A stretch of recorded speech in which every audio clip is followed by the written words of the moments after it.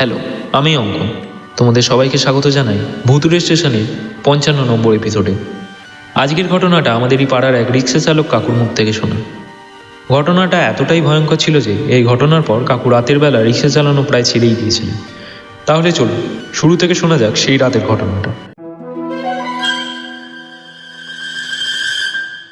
আমাদের পাড়ার এই কাকু বেশিরভাগ সময় রাতের দিকেই রিক্সা চালাতেন। এর একটা বড় কারণ ছিল রাতে যাত্রীদের চাহিদা বেশি থাকতো।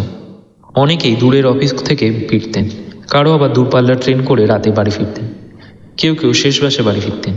আর রাতের দিকে একটু বেশি ভাড়াও পাওয়া যেত সংসার চালানোর জন্য। তাই কাকু দিনের তুলনায় অনেক সময় রাতেই রিক্সা নিয়ে বেরিয়ে পড়তেন। সেদিনও তেমনই একটা রাত ছিল। রাতে খাওয়া দাওয়া সেরে কাকু রিক্সা নিয়ে বেরিয়েছিলেন।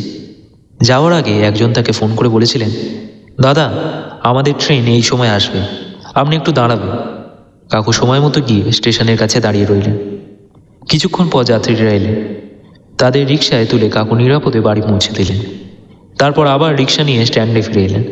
সেদিন যেন কাকুর ভাগ্যও ভালো ছিল। স্ট্যান্ডে ফিরে বেশিক্ষণ তাকে দাঁড়াতে হলো না। আর একজন অফিস ফেরত যাত্রী পেয়ে গেলেন। তাকেও বাড়ি পৌঁছে দিয়ে আবার স্ট্যান্ডে ফিরে এলেন। এরপর কাকু ভাবলেন, আর একটা যাত্রী পেলেই আজকের মতো বাড়ি চলে যাব।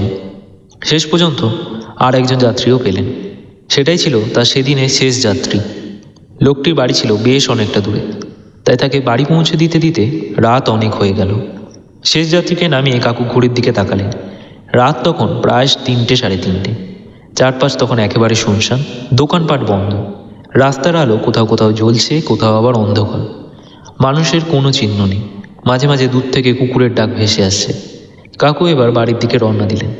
তিনি ভাবছিলেন, আজ আর কোনো যাত্রী পাওয়ার প্রশ্নই নেই, বাড়ি গিয়ে একটু ঘুমোতে হবে। রিক্সা চালাতে চালাতে তিনি যখন একটা তুলনামূলক নির্জন রাস্তার কাছে পৌঁছলেন, ঠিক তখনই তার চোখ পড়ল রাস্তার ধারে একজন মহিলা দাঁড়িয়ে আছেন। এত রাতে একজন মহিলাকে একা দাঁড়িয়ে থাকতে দেখে কাকুর একটু অবাক লাগলো। মহিলাটি কাকুকে দেখে হাত তুললেন, মানে স্পষ্টতই তিনি রিক্সা থামাতে চাইছেন। কাকুও প্রথমে স্বাভাবিকভাবেই ভাবলেন, হয়তো কোথাও যেতে হবে, এত রাতে একা দাঁড়িয়ে আছেন, তাই হয়তো রিক্সার দরকার। তিনি রিক্সার গতি কমিয়ে মহিলাটির কাছে এগিয়ে গেলেন। আর ঠিক তখনই কাকুর চোখ পড়ল তার পায়ের দিকে। প্রথমে যেন নিজের চোখকেই বিশ্বাস করতে পারছিলেন না। মহিলাটার পা দুটো সামনের দিকে ছিল না, পায়ের পাতাগুলো যেন উল্টো দিকে ঘোরানো। কাকুর শরীরে সমস্ত রক্ত যেন হিম হয়ে গেল। তিনি আর এক মুহূর্তও দাঁড়ালেন না, সঙ্গে সঙ্গে রিক্সার প্যাডেলে জোরে চাপ দিয়ে সেখান থেকে বেরিয়ে গেলেন। কাকু শুধু ভাবছিলেন, যেভাবেই হোক আমাকে এখান থেকে বেরোতে হবে। রিক্সা যতটা দ্রুত সম্ভব চালিয়ে তিনি এগিয়ে গেলেন সামনের দিকে। কিন্তু ভয়ের মধ্যে একটা ভুল করে ফেলেছিলেন। তিনি আরেকবার পিছনের দিকে তাকিয়ে ফেললেন। আর পিছনে তাকিয়ে যা দেখলেন, মহিলাটা তখনও ঠিক সেই জায়গায় দাঁড়িয়ে আছে। কিন্তু এবার তার মুখে একটা অদ্ভুত হাসি। তিনি কাকুর দিকে তাকিয়ে হালকা হালকা হাসছেন। আর সবচেয়ে ভয়ঙ্কর ব্যাপার, তার ঘাড়টা অস্বাভাবিকভাবে উল্টো দিকে ঘোরানো। মনে হচ্ছিল শরীরটা একদিকে রয়েছে, কিন্তু মুখটা যেন অন্যদিকে। কাকুর আর কিছু দেখার সাহস হলো না। তিনি সামনে ফিরে আরও জোরে রিক্সা চালাতে শুরু করলেন। তার মাথায় তখন শুধু একটাই চিন্তা, বাড়ি পৌঁছতে হবে, যেভাবেই হোক বাড়ি পৌঁছতে হবে। কিছুক্ষণ পর অবশেষে তিনি বাড়ির সামনে এসে পৌঁছলেন। রিক্সা থামিয়ে নামতে গিয়ে তার শরীর যেন আর সঙ্গ দিল না। বাড়ির লোকজন দেখলেন কাকুর মুখ ফ্যাকাশে হয়ে গেছে, শরীর কাঁপছে।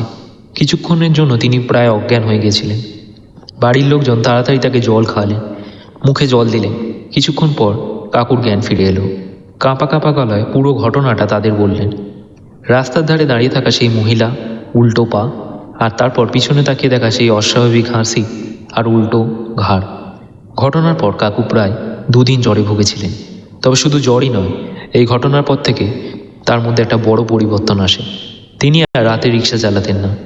যে মানুষটা এতদিন রাতের রাস্তায় একা রিক্সা চালাতে কোনো ভয় পেতেন না, সেই মানুষটাই এরপর থেকে রাত হলেই বাড়ি ফিরে যেতেন। কারণ তার কাছে সেই রাতের ঘটনাটা কোনো গল্প ছিল না, সেটা ছিল তার নিজের চোখে দেখা একটা অভিজ্ঞতা। আজও কাকু যখন সেই রাতের কথা বলেন, তখন একটা প্রশ্ন থেকেই যায়, সত্যি কি সেই নির্জন রাস্তায় কোনো অশরীরী মহিলার উপস্থিতি ছিল, নাকি গভীর রাত, দীর্ঘক্ষণ রিক্সা চালানোর ক্লান্তি আর অন্ধকারের মধ্যে কাকুর চোখে এমন কিছু দেখেছিল যার ব্যাখ্যা তিনি নিজেও খুঁজে পাননি। সত্যিটা কি, সেটা হয়তো আমরা কোনো দিনই জানতে পারবো না। তবে একটা বিষয় নিশ্চিত, রাত 3:30 সেই রাস্তায় দাঁড়িয়ে থাকা মহিলাটির কথা কাকু কোনো দিন ভুলতে পারেননি। আর সেই রাতের পর থেকে তার কাছে রাতের রাস্তা আর কখনো আগের মতো ছিল না। আপনাদের কি মনে হয়, কাকু সত্যিই কোনো অশরীরীর মুখোমুখি হয়েছিলেন, নাকি এর পেছনে অন্য কোনো উদাহরণ থাকতে পারে? কমেন্টে অবশ্যই জানাবেন।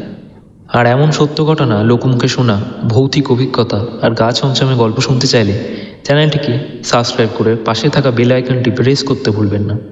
কারণ রাতের অন্ধকারে আপনি যা দেখতে পান তা সব কিছু যে সত্যিই মানুষ, এমনটা কিন্তু সবসময় নয়।